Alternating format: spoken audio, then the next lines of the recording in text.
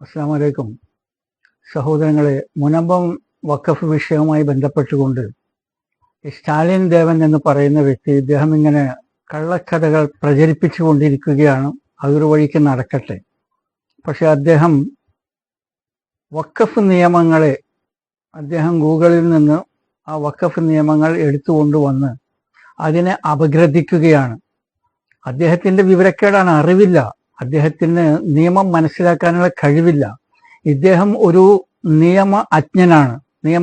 നിയമത്തെക്കുറിച്ചിട്ട് അറിവില്ലാത്ത ഒരു അജ്ഞനാണ് ഇദ്ദേഹം വഖഫ് നിയമം 1995 108A അതിനെ എടുത്തു വെച്ചുകൊണ്ട് അപഗ്രഥിച്ചുകൊണ്ട് അദ്ദേഹത്തിന് അറിവില്ലായ്മ കാരണം ആ നിയമം തെറ്റായി അദ്ദേഹം വ്യാഖ്യാനിക്കുകയാണ്. അതെങ്ങനെ എന്നാൽ, ഒരു ജഡ്ജ് ഓർഡർ ഇട്ടു. ആ ഓർഡർ എന്തായിരുന്നു? കിൽ ഹിം നോട്ട്, എന്നിട്ട് comma, let him go. Kill him not, അദ്ദേഹത്തെ കൊല്ലരുത്, കുറ്റവാളിയെ കൊല്ലരുത്, അദ്ദേഹത്തെ പോകാൻ അനുവദിക്കുക, ലെറ്റ് ഹിം ഗോ. അത് ടൈപ്പ് ചെയ്തിട്ടുണ്ടായിരുന്ന ക്ലർക്ക് എങ്ങനെ ടൈപ്പ് ചെയ്തെന്നറിയാമോ? കിൽ ഹിം എന്നിട്ട് കോമ ഇട്ടു. അടുത്ത വാക്ക് എന്താണ്? Not let him go. അപ്പോൾ കുറ്റവാളിയെ കൊല്ലുക, kill him not let him go, അവന് പോകാൻ അനുവദിക്കരുത്. ഇതേപോലത്തെ ട്രാൻസ്ലേഷനാണ് ഈ സ്റ്റാലിൻ ദേവൻ അദ്ദേഹത്തിന്റെ നിയമത്തിലുള്ള അജ്ഞത മൂലം ഈ നിയമ അജ്ഞൻ പറഞ്ഞുകൊണ്ടിരിക്കുന്നത്. ഇതുമായി ബന്ധപ്പെട്ടുകൊണ്ട് വേറൊരു കാര്യം കൂടിയും പറയാനുള്ളത്, മദർസ് ലാപ്പ്, ഉമ്മായുടെ മടി, അമ്മയുടെ മടി എന്ന് പറയുന്ന ഒരു നഴ്സറി, ആ നഴ്സറി സ്കൂൾ ഒരു പെയിന്ററെ വിളിച്ചിട്ട് അവരുടെ ബസ്സിന്റെ സൈഡിൽ മദർസ് ലാപ്പ് എന്ന് പറയുന്ന ബോർഡ് എഴുതാൻ വേണ്ടിയിട്ട്, സൈൻ അവിടെ എഴുതാൻ വേണ്ടിയിട്ട് ആവശ്യപ്പെട്ടു. ഈ പെയിന്റർ അഥവാ ആർട്ടിസ്റ്റ് അത് എഴുതി കഴിഞ്ഞപ്പോൾ ഇങ്ങനെയിരുന്നു, മദർസ് ലാപ്പ്. ഉമ്മായുടെ മടി എന്നുള്ളത് ഉമ്മായുടെ അടിയായി മാറി. മദർസ് സ്ലാപ്പ്, ഉമ്മായുടെ അടി. ഇതേ രീതിയിലാണ് ഈ സ്റ്റാലിൻ ദേവൻ അദ്ദേഹം നിയമം വ്യാഖ്യാനിക്കുന്നത്. അപ്പോൾ സ്റ്റാലിൻ ദേവൻ വ്യാഖ്യാനിച്ചിട്ടുള്ള വഖഫ് നിയമത്തിന്റെ 1995 108A ഇദ്ദേഹം വ്യാഖ്യാനിക്കുന്നതൊന്ന് കേൾക്കാം. 1995 വഖഫ് ആക്ട് ഞാനത് വായിച്ചപ്പോ സത്യത്തില് വിശ്വസിക്കാൻ കഴിഞ്ഞില്ല. ഞാൻ നിങ്ങളുടെ ശ്രദ്ധ ആ ആക്ടിലെ സെക്ഷൻ 108A ക്ഷണിക്കുകയാണ്. എല്ലാവരും ഒന്ന് ശ്രദ്ധിച്ച് കേൾക്കണം. കാരണം ലീഗൽ ലാംഗ്വേജ് ആണ്, മനസ്സിലാക്കാൻ ചെറുതായിട്ട് ബുദ്ധിമുട്ടാണ്. കേട്ടല്ലോ, ഇദ്ദേഹം എന്താണ് പറയുന്നത്? എല്ലാവരും ശ്രദ്ധിച്ചു കേൾക്കണം. ലീഗൽ ലാംഗ്വേജ് ആണ്, മനസ്സിലാക്കാൻ പ്രയാസമുണ്ട്. ഇദ്ദേഹത്തിന് മനസ്സിലായിട്ടില്ല. ഇദ്ദേഹത്തിന് സ്വയം മനസ്സിലാകാതെ എന്തൊക്കെയോ വായിൽ തോന്നിയതാണ് ഇദ്ദേഹം വിളിച്ചു പറയുന്നത്. ആ വിളിച്ചു പറയുന്നതൊന്ന് കേൾക്കാം. The section says, the provisions of this act shall have overriding effect, notwithstanding anything contained inconsistent therewith, contained in any other law for the time being in force, or in any instrument having effect by virtue of any law other than this act. അതായത് ഈ ആക്ടിൽ പറയുന്നത് എന്താണെന്ന് വെച്ചു കഴിഞ്ഞാൽ, ഈ ആക്ടിൽ പറയുന്ന വ്യവസ്ഥകൾക്ക് എതിരായി ഇന്ത്യയിൽ നിലനിൽക്കുന്ന ഏതെങ്കിലും നിയമങ്ങളിൽ എതിരായിട്ടുള്ള അഭിപ്രായങ്ങൾ അല്ലെങ്കിൽ നിയമങ്ങൾ രേഖപ്പെടുത്തിയിട്ടുണ്ട് എങ്കിൽ അവയെ എല്ലാം ഓവർറൈഡ് ചെയ്യാനുള്ള അവകാശം ഈ വഖഫ് ആക്ടിലെ നിയമങ്ങൾക്ക് ഉണ്ടായിരിക്കും എന്നാണ്. ഒന്നുകൂടി വ്യക്തമായി പറയാം. ഭരണഘടനയാണ് ഇന്ത്യയുടെ അടിസ്ഥാന നിയമം, ലോ ഓഫ് ദ ലാൻഡ്. ഇതിലെന്ത് പറയുന്നു? ഇന്ത്യയിൽ നിലവിലുള്ള ഏത് നിയമങ്ങളിൽ എന്തൊക്കെ തന്നെ പറഞ്ഞിരുന്നാലും ആ പറയുന്നത് ഈ ആക്ടിലെ വ്യവസ്ഥകൾക്ക് എതിരാണെങ്കിൽ അത്തരം അവസരങ്ങളിൽ ഈ ആക്ടിനായിരിക്കും പ്രാമുഖ്യം എന്നാണ്. അതായത് ഏതെങ്കിലും ഒരു കോടതിയിൽ വഖഫ് ആക്ടും ഭരണഘടനയും തമ്മിൽ കൊമ്പുകോർക്കുമ്പോൾ ഭരണഘടനയിൽ എന്തൊക്കെ പറഞ്ഞിരുന്നാലും ഈ ആക്ടിലെ വ്യവസ്ഥയ്ക്കായിരിക്കും പ്രാമുഖ്യം എന്നാണ് ഈ സെക്ഷനിൽ എഴുതി ചേർത്ത് വച്ചിരിക്കുന്നത്. അങ്ങനെയാണെങ്കിൽ ഞാൻ പറയുന്നത് നിങ്ങൾ വിശ്വസിക്കണമെന്ന് ഞാൻ പറയുന്നില്ല. ആർക്ക് വേണമെങ്കിലും ഗൂഗിളിൽ കയറിയിട്ട് ഈ വഖഫ് ആക്ട് എടുത്തിട്ട് അതിന്റെ സെക്ഷൻ 108 നോക്കാവുന്നതാണ്. കേട്ടല്ലോ സഹോദരങ്ങളെ, ഇവിടെ സ്റ്റാലിൻ ദേവൻ വഖഫ് നിയമത്തെ പച്ചയായി ദുർവ്യാഖ്യാനിക്കുകയാണ് ചെയ്തിരിക്കുന്നത്. വഖഫ് നിയമം 1995 സെക്ഷൻ 108A അതിനെ പച്ചയായി ദുർവ്യാഖ്യാനിച്ചിരിക്കുന്നു. എന്തിനെന്നാൽ തന്റെ യൂട്യൂബ് ചാനലിന് റീച്ച് ഉണ്ടാക്കാനും അതിൽ നിന്ന് യൂട്യൂബ് വരുമാനവുമാണ് ഇദ്ദേഹത്തിന്റെ ഒന്നാമത്തെ ലക്ഷ്യം. രണ്ടാമത്തേത് മുനമ്പത്തെ റിസോർട്ട് മാഫിയയെ പ്രീണിപ്പിച്ചുകൊണ്ട് അതിൽ നിന്ന് കിട്ടുന്ന ഗൂഗിൾ വരുമാനം. അതിനുവേണ്ടി ഇദ്ദേഹം ഈ നിയമത്തെ പച്ചയായി ദുർവ്യാഖ്യാനം ചെയ്തിരിക്കുന്നു എന്ന് ചിന്തിക്കുന്ന ജനങ്ങൾക്ക് അത് മനസ്സിലാക്കാൻ കഴിയും. അതിന്റെ അടിസ്ഥാനത്തിൽ ഇദ്ദേഹത്തിന്റെ ഈ ദുർവ്യാഖ്യാനം ഞാൻ ബഹുമാനപ്പെട്ട കേരള ഹൈക്കോടതിയുടെ പ്രഗത്ഭനായിട്ടുള്ള അഡ്വക്കേറ്റ് PA അബ്ദുൽ ജബ്ബാർ അദ്ദേഹത്തോട് ഇതുമായിട്ട് ഫോണിൽ ഞാൻ ഡിസ്കസ് ചെയ്യുകയും ചെയ്തു. അതിന്റെ അടിസ്ഥാനത്തിൽ ബഹുമാനപ്പെട്ട അഡ്വക്കേറ്റ് PA അബ്ദുൽ ജബ്ബാർ അവർ എനിക്ക് അയച്ചു തന്നിട്ടുള്ള വോയിസ് ക്ലിപ്പ് ഞാൻ ഇവിടെ ജനങ്ങൾ സത്യം മനസ്സിലാക്കാൻ വേണ്ടിയിട്ട് ഇവിടെ ഞാൻ പ്രസിദ്ധീകരിക്കുന്നു. നിങ്ങൾ കേൾക്കുക. ഈ സ്റ്റാലിൻ ദേവൻ എന്ന് പറയുന്ന വ്യക്തിയുടെ സങ്കുചിത മനസ്ഥിതിയും അദ്ദേഹം നടത്തുന്ന ഈ ഭീബത്സ ശ്രമങ്ങളും വഖഫ് ബോർഡിനെ തകർക്കാനുള്ള ഇദ്ദേഹത്തിന്റെ ഭീബത്സ ശ്രമങ്ങളും നിങ്ങൾ മനസ്സിലാക്കുക. ഈ വഖഫ് ആക്ടിന്റെ വകുപ്പ് 108A സത്യാവസ്ഥ എന്താണ്? അത് ആ വകുപ്പിനെ പറ്റി തെറ്റിദ്ധാരണാജനകമായി പലതും പറയുന്നു. അതുകൊണ്ട് അതിന്റെ സത്യാവസ്ഥ എന്താണ് എന്ന് വിശദമാക്കണം എന്നാണ് താങ്കൾ എന്നോട് ആവശ്യപ്പെട്ടിട്ടുള്ളത്. യഥാർത്ഥത്തിൽ എല്ലാ സ്പെഷ്യൽ ഇനാക്ട്മെന്റുകളിലും പൊതുവെ കാണപ്പെടുന്ന ഒരു കാര്യമാണ്, ആ നിയമം വരുന്നതോടുകൂടി മറ്റു നിയമങ്ങൾക്ക് മേൽ മറ്റു പൊതു നിയമങ്ങൾക്ക് മേൽ ആ സ്പെഷ്യൽ നിയമത്തിന് ഒരു ഓവർ റൈഡിങ് ഇഫക്റ്റ് നൽകുക എന്നുള്ളത് സാധാരണഗതിയിൽ എല്ലാ നിയമങ്ങളിലും കണ്ടുവരുന്നൊരു കാര്യമാണ്. അതിൽ കവിഞ്ഞ് യാതൊന്നും ഈ വകുപ്പ് 108A വഖഫ് ആക്ടിന് നൽകപ്പെട്ടിട്ടില്ല. പക്ഷെ പൊതുവെ ഇപ്പോ ഈ ഒരു പ്രത്യേക കാലാവസ്ഥയിൽ ആരൊക്കെയോ പ്രചരിപ്പിക്കുന്നു, ഈ ഭരണഘടനയ്ക്കും മീതെയാണ് ആ വകുപ്പ് എന്നുള്ള അർത്ഥത്തിലാണ് പറഞ്ഞു വരുന്നത്. അത്ര മനസ്സിലാക്കേണ്ട കാര്യം ഇതാണ്, ഈ വകുപ്പ് 108A പറയുന്നത് ഇത്ര മാത്രമാണ്: The provision of this act shall have overriding effect, notwithstanding anything contained therewith, contained in any other law for the time being in force, or in any instrument having effect by virtue of any law other than this act. ഈ നിയമത്തിൽ പറയുന്നതിന് വിരുദ്ധമായി മറ്റു പൊതു നിയമങ്ങളിൽ എന്തു തന്നെ പറഞ്ഞിരുന്നാലും ഇനിമേൽ ഈ നിയമത്തിൽ പരാമർശിക്കുന്ന വിഷയത്തെ സംബന്ധിച്ചിടത്തോളം ഇതായിരിക്കും നിയമം എന്നുള്ളതാണ് പറയുന്നതിന്റെ രത്ന ചുരുക്കം.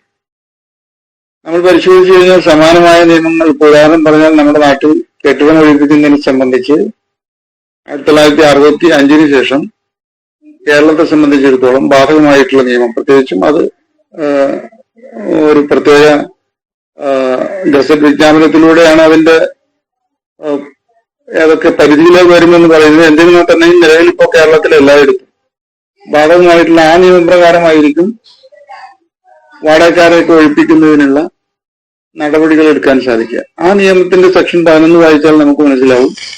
അതിലും പൊതുവെ ലോയേഴ്സ് പറയുക നോട്ട് സ്റ്റാൻഡിംഗ് ക്ലോസ് എന്നാണ് പറയുന്നത്. ഈ ഒരു മറ്റു നിയമങ്ങളിൽ, കരാറുകളിൽ ഒക്കെ എന്തു തന്നെ പറഞ്ഞിരുന്നാലും ഇനിമേ ഒരു വാടകക്കാരനെ ഒഴിപ്പിക്കണമെന്നുണ്ടെങ്കിൽ ഈ നിയമമായിരിക്കും ബാധകമാവുക എന്നാണ് അതിൽ പറയുക. സമാനമായ രീതിയിൽ നമുക്കിപ്പോ ജുവനൈൽ ജസ്റ്റിസ് ആക്ട് നോക്കിയാൽ കാണാം. അങ്ങനെ ഒരു സ്പെഷ്യൽ ഇനാക്ട്മെന്റ് വരുമ്പോൾ അതിൽ പരാമർശിക്കുന്ന വിഷയങ്ങൾ നാളിതുവരെ എങ്ങനെയാണോ പരിഗണിച്ചിരുന്നത് അതിൽ നിന്ന് വ്യത്യസ്തമായി പരിഗണിക്കാനാണ് ആ നിയമം വരുന്നത്. എന്നതുപോലെ വഖഫ് ആക്ടിനെ സംബന്ധിച്ചിടത്തോളം വഖഫ് ഒരു പ്രത്യേക നിയമമായി അല്ലെങ്കിൽ അതുമായി ബന്ധപ്പെട്ട കാര്യങ്ങളെ അതിന്റെ നിയമങ്ങളിൽ നിന്നുകൊണ്ട് വ്യാഖ്യാനിക്കുകയും പറയുകയും നടപ്പിലാക്കുകയും ചെയ്യണം എന്നുള്ള രീതിയിൽ ആ സ്പെഷ്യൽ ഇനാക്ട്മെന്റ് വരുന്ന കാലം മുതൽക്കേ തന്നെ അതാണ് അതിനെ സംബന്ധിച്ചുള്ള ഗൈഡിങ് ലോ എന്ന് പറയുന്നത്. അപ്പോ ഈ പറഞ്ഞത് ശരിയാണെങ്കിൽ അത് ഭരണഘടനയോടുള്ള നഗ്നമായ വെല്ലുവിളിയല്ലേ? നമ്മുടെ പാർലമെന്റിന് എങ്ങനെ ഒരു ഇത്തരത്തിലുള്ള നിയമം പാസ്സാക്കാൻ കഴിഞ്ഞു? ഞാൻ മനസ്സിലാക്കുന്നത് ഇത് വളരെ ബുദ്ധിപൂർവം എഴുതി ചേർത്ത ഒന്നാണ്. ഇംഗ്ലീഷ് അറിയാത്തത് കൊണ്ടോ, അല്ലെങ്കിൽ ഭരണഘടനയെ കുറിച്ച് അറിയാത്തത് കൊണ്ടോ, അല്ലെങ്കിൽ നിയമങ്ങളിലെ കുറിച്ച് ബോധവാന്മാർ അല്ലാത്തതിനാലോ അല്ല ഇങ്ങനെ എഴുതി ചേർത്തത്. ഇത് എഴുതി ചേർത്തത് ഒരു ഗൂഢ ലക്ഷ്യത്തോടെയായിരുന്നു. കാരണം ഏത് വസ്തുവും പിടിച്ചെടുക്കുവാനുള്ള അവകാശം വഖഫ് ബോർഡിന് നൽകണം. അതുകൊണ്ടാണ് ഒരു പ്രിമാഫേസി തന്നെ നമുക്ക് ബോധ്യമാവുന്ന ഈ ഭരണഘടനാ വിരുദ്ധമായ ഒരു സെക്ഷൻ ഈ ആക്ടിൽ നിലവിൽ വന്നു. അപ്പോ ഇത് ഭരണഘടനക്ക് മീതെയാണോ?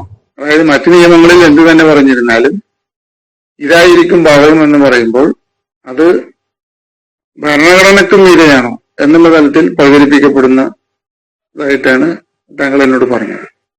അത് തീർത്തും തെറ്റായ കാര്യമാണ്. ഇന്ത്യയിൽ പാർലമെന്റ് പാസാക്കുന്ന ഏതൊരു നിയമത്തിന്റെയും ഭരണഘടനാ സാധുത ഏത് സന്ദർഭത്തിലും പരിശോധിക്കാനുള്ള അധികാരം ഇന്ത്യയിലെ ഹൈക്കോടതികൾക്കും സുപ്രീം കോടതിക്കും ഉണ്ട്. ഈ വഖഫ് ആക്ടിന്റെ തന്നെ വകുപ്പുകളുമായി ബന്ധപ്പെട്ട് തന്നെ അതിന്റെ ഭരണഘടനാ സാധുത പരിശോധിക്കപ്പെട്ട സന്ദർഭങ്ങളുണ്ട്. ഉദാഹരണമായി പറഞ്ഞാൽ കേരളത്തിൽ വഖഫ് ബോർഡ് മെമ്പേഴ്സിന്റെ തെരഞ്ഞെടുപ്പുമായി ബന്ധപ്പെട്ട് പുതുതായി കൊണ്ടുവന്ന ചില റൂൾസ് അത് ഭരണഘടനാപരമായി സാധുവാണോ അല്ലേ എന്നുള്ള വിഷയം കേരള ഹൈക്കോടതി പരിശോധിക്കുകയും അത് സാധു അല്ല എന്ന് പറയുകയും ചെയ്യുന്ന ഒരു സന്ദർഭം ഉണ്ടായിട്ടുണ്ട്. അപ്പോൾ എപ്പോഴും ഇന്ത്യയെ സംബന്ധിച്ചിടത്തോളം ഭരണഘടന തന്നെയാണ് എല്ലാ നിയമങ്ങൾക്കും മീതെയല്ല. വഖഫ് ആക്ടിന്റെ കാര്യത്തിലും അങ്ങനെ തന്നെയാണ്. വഖഫ് ആക്ടിന്റെ ഏതൊരു വകുപ്പും എപ്പോ വേണമെങ്കിലും അത് നമ്മുടെ ഭരണഘടനയുടെ തത്വങ്ങൾക്ക് വിരുദ്ധമാണോ അല്ലേ എന്ന് പരിശോധിക്കാൻ എപ്പോഴും കോടതിക്ക് അധികാരമുണ്ട്. കോടതി പരിശോധിച്ച സന്ദർഭങ്ങൾ ഉണ്ടായിട്ടുണ്ട്. ഇനിയും അത് പരിശോധിക്കപ്പെടാവുന്നതേ ഉള്ളൂ. അപ്പോ 108A മൂലം പ്രത്യേകമായ മറ്റു നിയമങ്ങളിലൊന്നും കൊടുക്കാത്ത തരത്തിലുള്ള പ്രത്യേകമായ ഒരു അവകാശം വഖഫിന് കൊടുക്കുന്നു എന്ന് പറയുന്നത് തെറ്റായ ഒരു വ്യാഖ്യാനമാണ്. സമാനമായ വകുപ്പ് നമുക്ക് എത്ര വേണമെങ്കിലും നിയമങ്ങളിൽ കണ്ടെത്താവുന്നതേ ഉള്ളൂ. എല്ലാ സ്പെഷ്യൽ ഇനാക്ട്മെന്റുകളിലും അത് സാധാരണ പ്രയോഗിച്ചു വരുന്ന ഒരു ക്ലോസ് ആണ്. ഇതാണ് ഇതിനെക്കുറിച്ച് എനിക്ക് പറയാനുള്ളത്. കേട്ടല്ലോ. അപ്പോൾ ഇദ്ദേഹം സ്റ്റാലിൻ ദേവൻ നിയമത്തെ കുറിച്ചിട്ട് ABCD ഇദ്ദേഹത്തിന് അറിയില്ല, നിയമ അജ്ഞനാണ് ഇദ്ദേഹം. എന്നിട്ട് രംഗത്ത് വന്നിരുന്നു കൊണ്ട് ഇദ്ദേഹം നിയമങ്ങൾ ഇങ്ങനെ വ്യാഖ്യാനിക്കുന്ന കേൾക്കുമ്പോൾ ഒരുപാട് സംഖ്യകൾ ഇദ്ദേഹത്തെ അങ്ങോട്ട് പൊക്കി തലയിൽ വെച്ചിട്ട് ഇദ്ദേഹത്തെ കൊണ്ടു നടക്കുകയാണ് ചെയ്യുന്നത്. സ്റ്റാലിൻ ദേവൻ പറയുന്നത് ഈ വഖഫ് ബോർഡിന്റെ 108 എന്ന നിയമവും അതേപോലെ തന്നെ ഭരണഘടനയുമായി കൊമ്പ് ഓർക്കേണ്ടി വന്നു കഴിഞ്ഞാൽ ഭരണഘടനയുടെ മുകളിലാണ് ഈ 108 വകുപ്പ് എന്നാണ് ഇദ്ദേഹം പറയുന്നത്. ഇദ്ദേഹം പറയുന്നത് വിഡിത്തരമെന്ന് കേട്ടു നോക്കൂ. ഏതെങ്കിലും ഒരു കോടതിയിൽ വഖഫ് ആക്ടും ഭരണഘടനയും തമ്മിൽ കൊമ്പ് കോർക്കുമ്പോൾ ഭരണഘടനയിൽ എന്തൊക്കെ പറഞ്ഞിരുന്നാലും ഈ ആക്ടിലെ വ്യവസ്ഥയ്ക്കായിരിക്കും പ്രാമുഖ്യം എന്നാണ് ഈ സെക്ഷനിൽ എഴുതി ചേർത്ത് വച്ചിരിക്കുന്നത്. അങ്ങനെയാണെങ്കിൽ അത് ഭരണഘടനയോടുള്ള നഗ്നമായ വെല്ലുവിളിയല്ലേ? നമ്മുടെ പാർലമെന്റിന് എങ്ങനെ ഒരു ഇത്തരത്തിലുള്ള നിയമം പാസ്സാക്കാൻ കഴിഞ്ഞു? കേട്ടല്ലോ. ഏതെങ്കിലും ഒരു അല്പബുദ്ധിയുള്ളത്, ഇദ്ദേഹത്തിന് കുറച്ച് ബുദ്ധിയെങ്കിലും ഉണ്ടായിരുന്നെങ്കിൽ നമുക്കൊരു മന്ദബുദ്ധി എന്നെങ്കിലും വിളിക്കാമായിരുന്നു. ആ ഗണത്തിൽ പോലും പെടുത്താൻ കഴിയാത്ത ഇദ്ദേഹം പറയുകയാണ് ഭരണഘടനയുടെ മുകളിലാണ് വഖഫിന്റെ 108A എന്ന് പറയുന്ന നിയമം. ലോകത്ത് ഒരിടത്തും തന്നെ, ഇന്ത്യ മാത്രമല്ല ലോകത്ത് ഒരിടത്തും തന്നെ അവരുടെ ഭരണഘടനയുടെ മേലെ വരുന്ന ഒരു നിയമങ്ങളും ആരും സൃഷ്ടിക്കപ്പെട്ടിട്ടില്ല. ഇനി ഏതെങ്കിലും കാരണവശാൽ ബൈ മിസ്റ്റേക്ക് സൃഷ്ടിക്കപ്പെട്ടിട്ടുണ്ടെങ്കിൽ തന്നെ ഭരണഘടനയെ ഒരിക്കലും മറ്റൊരു നിയമത്തിന് മറികടക്കാൻ കഴിയില്ല എന്നുള്ളത് അതൊരു അലിഖിത നിയമം തന്നെയാണ്. അതിനെ ഡിസ്പ്യൂട്ട് ചെയ്യാൻ ആരും തന്നെ ലോകത്ത് ഉണ്ടാവുകയുമില്ല, ഉണ്ടായിട്ടുമില്ല എന്നുള്ളൊരു വസ്തുത നിലനിൽക്കെ ഇത് മനസ്സിലാക്കാൻ കഴിയാത്ത സ്റ്റാലിൻ ദേവന് ഡോക്ടർ അനിൽ മുഹമ്മദിന്റെ ഫോളോവേഴ്സ് അദ്ദേഹത്തിന്റെ ചാനലിൽ ഇദ്ദേഹത്തെ വിളിക്കുന്നത് മരവാഴ എന്നാണ്. അതിന് കാരണം ഡോക്ടർ അനിൽ മുഹമ്മദിന് കിട്ടിയിട്ടുള്ള ഡോക്ടറേറ്റ് അത് ശരിയായിട്ടുള്ളൊരു ഡോക്ടറേറ്റ് അല്ല, അത് വാഴക്കുല ഡോക്ടറേറ്റ് ആണ് എന്ന് അദ്ദേഹം പറയുകയുണ്ടായി. കാരണം അനിൽ മുഹമ്മദിന് മലയാളത്തിൽ വിദ്വേഷം എന്ന് എഴുതാൻ അറിയുകയില്ല. മലയാളത്തിൽ വിദ്വേഷം എന്ന് എഴുതാൻ അറിയാത്ത ആൾക്ക് എങ്ങനെ ഡോക്ടറേറ്റ് കിട്ടി? അദ്ദേഹം ഒരു വാഴക്കുള്ള ഡോക്ടറാണ് എന്ന് സ്റ്റാലിൻ ദേവൻ പ്രതികരിച്ചപ്പോൾ അനിൽ മുഹമ്മദിന്റെ 7 ലക്ഷത്തി ചില്ലാനം വരുന്ന ഫോളോവേഴ്സ് ഇദ്ദേഹത്തെ പറഞ്ഞിട്ടുണ്ടായിരുന്നത്, ഈ സ്റ്റാലിൻ ദേവൻ എന്ന് പറയുന്ന വ്യക്തി യഥാർത്ഥത്തിൽ വിഷയങ്ങൾ മനസ്സിലാക്കാൻ കഴിവില്ലാത്ത ഒരു മരവാഴയാണ് എന്നാണ് അവർ പ്രതികരിച്ചിട്ടുണ്ടായിരുന്നത്. ആ പ്രതികരണം ഏകദേശം ഇദ്ദേഹത്തിന്റെ ഈ വഖഫിനെ വിമർശനവുമായി ബന്ധപ്പെട്ടുകൊണ്ട് ശരിയായിട്ടുള്ളൊരു പേരാണ് അനിൽ മുഹമ്മദിന്റെ ഫോളോവേഴ്സ് നൽകിയത് എന്ന് ഞാൻ മനസ്സിലാക്കുന്നു.